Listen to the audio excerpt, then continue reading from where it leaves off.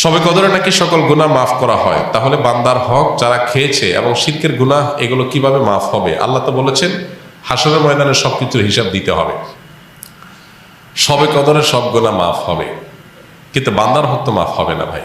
বান্দার হক বান্দার কাছ থেকে আদায় করে মাফ চেয়ে নিতে হবে, মাফ পেয়ে নিতে হবে, তারা হলে মাফ হবে না। আমরা অনেকে মোছে তাও দিয়া বসে আছি যে শবে কদর সব মাফ করে দিবে, তাইলে চুরি দাড়ি ডাকাতি 2 নম্বরে যা কিছু করলাম এক শবে কদর ইবাদত করলেই তো সব মাফ, তাহলে আর চুরি দাড়ি বন্ধ করার তো কোনো কারণ নেই। দেখুন, ইসলামের সাথে অন্য সব ধর্মের এখানে একটা মৌলিক পার্থক্য। খোদ ইয়াহুদিরা, আল্লাহ কোরআনে তাদের সম্পর্কে বলেছেন, ইয়াহুদিরা বলে লান তামাসসানান নারু ইল্লা আইয়ামাম মাদুদা, তারা বলে আমাদেরকে আগুনে জাহান্নামে কয়েকদিন থাকা লাগবে, এরপর আমরা জান্নাতে থাকবো। অল্প কয়েকদিন থাকা লাগবে, অনন্তকাল আমরা জান্নাত অটোমেটিক আমাদের গ্রান্টেড। এই জন্য তাদের অপরাধ থেকে বাঁচার কোনো গরজ নাই। খ্রিস্টানরা মনে করে ঈসা আলাইহিস সালাম তিনি শুলে চড়ে, যদিও তিনি শুলে চড়েন নাই কোরআনের বর্ণনা অনুযায়ী, তিনি আত্মাহুতি দিয়ে আত্মত্যাগ করে আমাদের সমস্ত পাপের দায় তিনি নিয়ে নিছেন। এটা কারা মনে করে? খ্রিস্টানরা। যেহেতু আমাদের সমস্ত পাপের দায় উনি নিয়ে নিছেন, অতএব আল্লাহ আমাদের আর কিছু করবে না, আমাদের পক্ষ থেকে আমাদের নবী নিয়ে নিছে সব। এই জন্য তাদেরও কোনো পাপ না করার ব্যাপারে কোনো গরজ। ইসলাম এমন এক দিন, যে দিন বারবার করে কোরআনের পাতায় পাতায় বলেছে ওয়া আল্লাহ তাজিরু ওয়াজিরাতুন বিজরা উখরা, কারোর পাপের বোঝা আর কেউ বহন করতে পারবে না, কোনো অপশন নাই। তুমি পাপ করছো, তোমাকেই পেতে হবে। এই জন্য একজন ইমানদার পাপ করলে সেটার প্রায়শ্চিত্ত করতে হবে। আপনি পাপ করবেন, অন্যের হক নষ্ট করবেন, আর শবে কদরে আপনারা মাফ করে দিবে। জি না, শবে কদরে আপনার ছোটখাটো গুনাহগুলো মাফ করে দিবে, কিন্তু আল্লাহর কাছ থেকে বান্দার হক নিয়ে মাফ পাইতে হলে তারটা তাকে ফেরত দিতে হবে, বা তার কাছে মাফ চেয়ে নিতে হবে, তারপর আল্লাহ তাআলা মাফ করবেন। অতএব এ বিষয়ে যেন আমাদের ঘাটতি না থাকে। শবে কদরে কি আসলে ভাগ্য পরিবর্তন হয়? ভাগ্য পরিবর্তন করতে কি কি আমল করা দরকার? ভাইরা আমার, লাইলাতুল কদরে মানুষের ভাগ্য লিপিবদ্ধ হয়। ভাগ্য লিপিবদ্ধ হওয়ার 4-5টা স্তর আছে, 4-5টা লেভেল আছে। বিভিন্ন লেভেলে মানুষের ভাগ্য নির্ধারণ হয়। মানুষের সৃষ্টির হাজার বছর আগে, 50,000 বছর আগে আল্লাহ তাআলা মানুষের তাকদীর লিখেছেন। আবার মাতৃগর্ভে থাকাকালীন সময় আরেকটা লেয়ারে লেখা হয়। এরপরে প্রত্যেক বছর লাইলাতুল কদরে আবার সেই চূড়ান্ত যেটা লেখা আছে এজমালি, ওইটা নিয়ে বিস্তারিত লেখা হয় প্রতি বছর লাইলাতুল কদরে। কোরআনে কারিমে সূরা দুখানে আল্লাহ বলেছেন ইন্না আনজালনাহু ফী লাইলাতিন মুবারাকাহ ইন্না কুন্না মুনজিরিন ফীহা ইউফরাকু কুল্লু আমরিন হাকীম। আল্লাহ বলেছেন আমি এই কোরআনকে নাজিল করেছি বরকতময় রাতে। কোরআন কোন রাতে নাজিল হয়েছে? শবে বরাতে না শবে কদরে? শবে কদরে। সেই রাতে আল্লাহ বলছেন ফীহা, অর্থাৎ সেই বরকতময় রাতেই ইউফরাকু কুল্লু আমরিন হাকীম, সব গুরুত্বপূর্ণ বিষয়গুলোকে আল্লাহ তাআলা ধার্য করেন। তো এখান থেকে বোঝা যায় লাইলাতুল কদরে সব মানুষের ভাগ্য নির্ধারণ। এখন কত ভাগ্য যেন ভালো নির্ধারণ হয়, তার জন্য কি করার আছে? সবচেয়ে বড় করা হলো ঈমান এবং তাকওয়া অবলম্বন করা। আল্লাহ বলেছেন যে ওয়ালাউ আন্না আহলাল কুরআ আমানু ওয়াত্তাকাউ লাফাতাহনা আলাইহিম বারাকাতিম মিনাস সামা।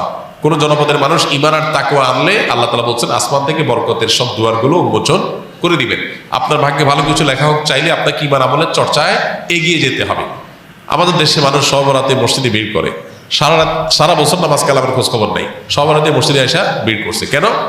ভাগ্যে যেন ভালো কিছু লেখা হয়।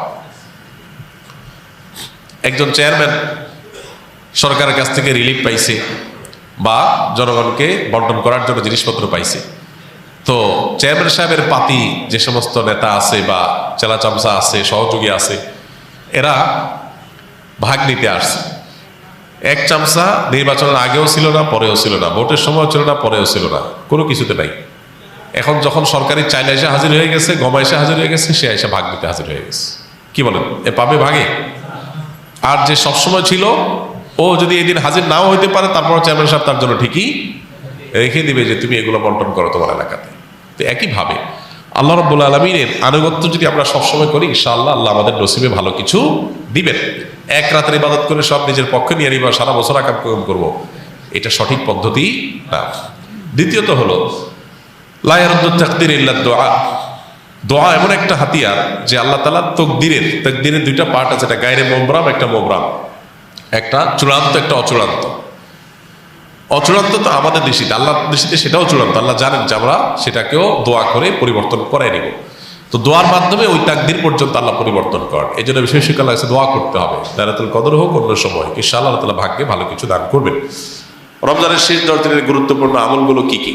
রমজানের শেষ 10 দিনের সবচেয়ে বড়, সবচেয়ে প্রধান, অন্যতম আমল হলো ইতিকাফ করা।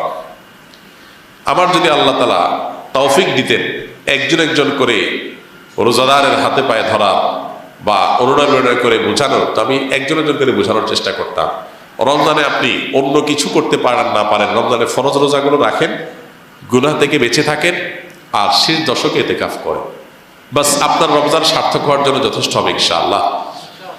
নবী করিম সাল্লাল্লাহু আলাইহি সাল্লাম রমজানের রোজা দ্বিতীয় হিজরিতে ফরজ হওয়ার পর দশম হিজরিতে তিনি মারা গেছেন। এই কয়েক বছরের মধ্যে, 8-9 বছরের মধ্যে একটা বছরও তিনি ইতিকাফ ছাড়েন নাই। রমজান আসছে আর তিনি ইতিকাফ করেন নাই, এটা কোনোদিন হয় নাই। যে আমল নবীজি সাল্লাল্লাহু আলাইহি সাল্লাম জীবনে কখনো ছাড়েন নাই, আমরা বেশিরভাগ মানুষ এখানে আছি যারা জীবনে সেটা একবার করি নাই। এর চেয়ে বড় দুর্ভাগ্য কি হতে পারে বলে? আপনি যদি রমজানের স্বাদ পেতে চান, শেষ 10 দিন মসজিদে বসে যান ইতিকাফে, আপনি স্বাদ দেখতে পাবেন। আমাদের হাজার ব্যস্ততার কারণে আমরা আসলে চাইলেও সব ইবাদত করে উঠতে পারি না। 10টা দিন মসজিদে আবদ্ধ হয়ে যান, অভূতপূর্ব এক আনন্দ পাবেন। এই জন্য ভাই, রমজানের শেষ 10 দিনের সবচেয়ে বড় আমল হলো ইতিকাফ করা। দ্বিতীয়ত, শেষ 10 দিনের অন্যতম আমল হলো বেশি বেশি ইবাদতবন্দি করা। নবী সাল্লাল্লাহু আলাইহি ওয়াসাল্লাম সম্পর্কে হাদিসে আসছে, কানা ইয়াজতাহিদু ফীহি মা লা ইয়াজতাহিদু ফী গায়রি। নবীজি শেষ 10 দিন যেরকম ইবাদত করতেন, এত কষ্ট করে ইবাদত অন্য কোনো সময় তিনি করতেন না। এই জন্য শেষ দশকে সবচেয়ে বেশি ইবাদত করা দরকার। আমরা তো মার্কেটে যে সময় নষ্ট করে ফেলি, শেষ দশক সারা রাত জেগে ইবাদত করা দরকার। কানা ইদা দাখালাল আশর আহিয়া লাইলা ওয়া আইকাযা আহলা ওয়া শাদ্দা বি'জারা। নবীজি শেষ দশক শুরু হলে কোমর বেঁধে নিতেন, ফ্যামিলিকে, পরিবারের লোকদেরকে ডাকে তুলতেন এবং সারা রাত জেগে থাকতেন। এই জন্য ভাই, শেষ দশক যেন কোনোভাবে না ছুটে। আল্লাহ আমাদের তৌফিক দান করুন। শবে কদরের নামাজ কত রাকাত, নিয়ত কিভাবে করতে হয়, কি কি আমল আছে? শবে কদর বছরের সবচেয়ে শ্রেষ্ঠ রাত। এই রাতের ইবাদত খায়রুম মিন আলফি শাহর, হাজার মাসে ইবাদতের চাইতে উত্তম। তো এই জন্য এই রাত জেগে আমরা ইবাদত করার চেষ্টা করব। কিন্তু ইবাদতের নির্দিষ্ট কোনো ফরম্যাট, নির্দিষ্ট কোনো পদ্ধতি কোরআন বা হাদিস শিখায় দেয়নি যে আপনাকে নামাজ পড়তে হবে এত রাকাত, প্রথম রাকাতে অমুক সূরার সাথে তমুক সূরা এতবার পড়তে হবে, দ্বিতীয় রাকাতে অমুক সূরার সাথে অমুক সূরা এতবার পড়তে হবে, এরকম কোনো ধরা বাঁধা নিয়ম বলে দেওয়া হয় নাই। অতএব শবে কদরের নামাজ বলতে আলাদা কোনো ফরম্যাটের নামাজ নাই। আপনি 2 রাকাত করে নামাজ পড়বেন, ধীরে ধীরে সুন্দর করে যে কোনো সূরা দিয়ে পড়তে পারেন, যে কোনো সূরা যে কোনো সংখ্যকবার পড়তে পারেন, নির্দিষ্ট কোনো ফরম্যাট ঠিক করা নেই। শবে কদর উপলক্ষে একটা জিনিস শুধুমাত্র হাদিসে শেখানো আছে, এটা হলো একটা দোয়া, আল্লাহুম্মা ইন্নাকা আফুউন তুহিব্বুল আফওয়া ফাআফু আন্নি। আল্লাহ, আপনি ক্ষমাশীল, ক্ষমাকে পছন্দ করেন, আমাকে ক্ষমা করে দিন। এর বাইরে শবে কদরের নামাজ বলতে আলাদা নিয়মের কোনো নামাজ নাই। নামাজের বাইরে আপনি কোরআন তেলাওয়াত করবেন, দোয়া করবেন, জিকির আজকার করবেন, তাসবিহ তেলাওয়াত করবেন, বিভিন্ন নেক আমল করবেন, দ্বীনি বই পুস্তক পড়বেন, বিভিন্নভাবে আপনি রাতটাকে কাটাবার চেষ্টা করবেন।